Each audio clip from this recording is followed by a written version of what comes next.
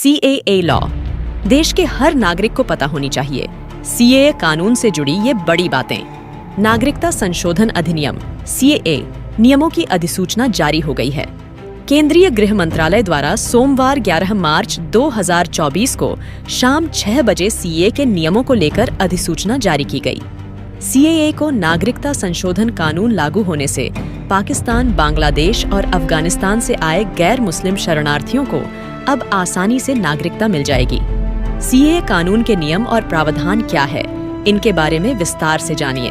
सबसे पहले जानेंगे What is CAA? The Citizenship Amendment Act (CAA) aims to protect individuals who have sought refuge in India due to religious persecution. It offers them a shield against illegal migration proceedings. Hindi में इसका मतलब है नागरिकता संशोधन अधिनियम CAA का उद्देश्य धार्मिक उत्पीड़न के कारण भारत में शरण लेने वाले व्यक्तियों की रक्षा करना है। यह उन्हें अवैध प्रवासन कार्यवाही के खिलाफ एक ढाल प्रदान करता है। देश में नागरिकता संशोधन अधिनियम लागू कर दिया गया है।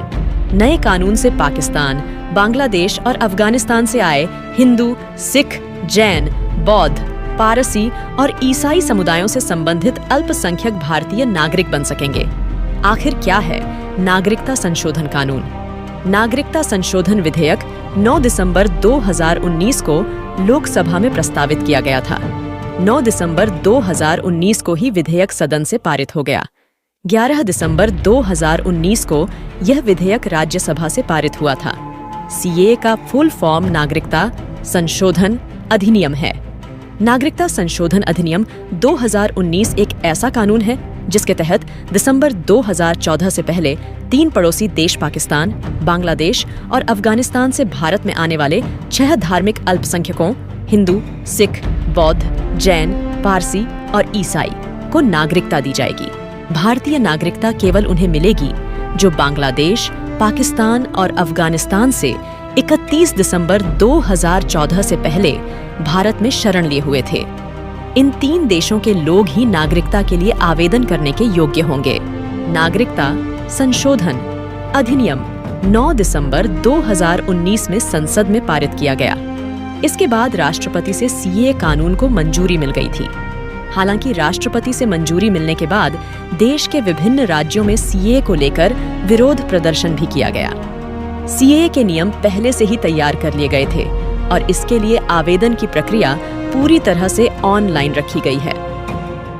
आवेदन के लिए आवेदक को किसी अतिरिक्त दस्तावेज की आवश्यकता नहीं होगी।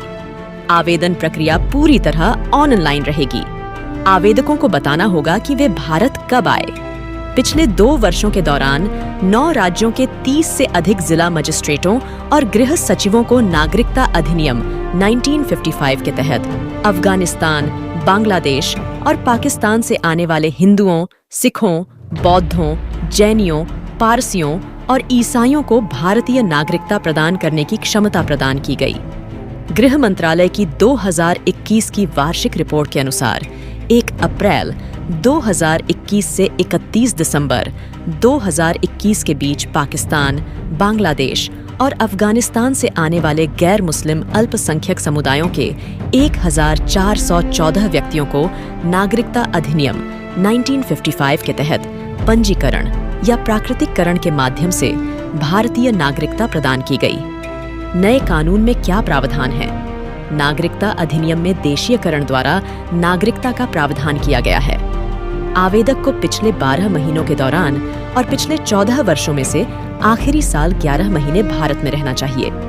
कानून में 6 धर्मों हिंदू, सिख, जैन, बौद्ध, पारसी और ईसाई और 3 देशों अफगानिस्तान, बांग्लादेश और पाकिस्तान से संबंधित व्यक्तियों के लिए 11 वर्ष की जगह 6 वर्ष तक का समय है।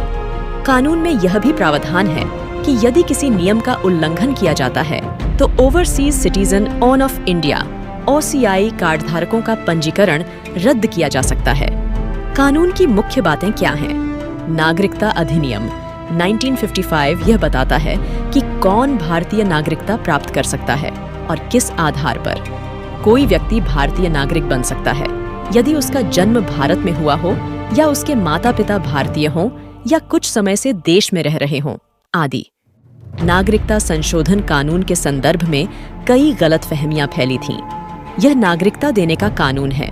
सीएए से किसी भी भारतीय नागरिक के नागरिकता नहीं जाएगी, चाहे वह किसी भी धर्म का हो। यह कानून केवल उन लोगों के लिए है जिन्हें वर्षों से उत्पीड़न सहना पड़ा और जिनके पास दुनिया में भारत के अलावा और कोई जगह नहीं है। कोरोना के कारण नागरिकता संशोधन कानून को लागू करने में देरी हुई, लेकिन अब इसे हम लागू कर दिया गया है। दोस्तों, इसी तरह की इंटरेस्टिंग वीडियोस देखने के लिए हमारे YouTube चैनल ग्लोबल थिंक को सब्सक्राइब जरूर करें और हाँ, बेल बटन को दबाना ना भूलें ताकि आपको आने वाली वीडियो की जानकारी मिल सके। वीडियो देखने के लिए थैंक यू सो मच।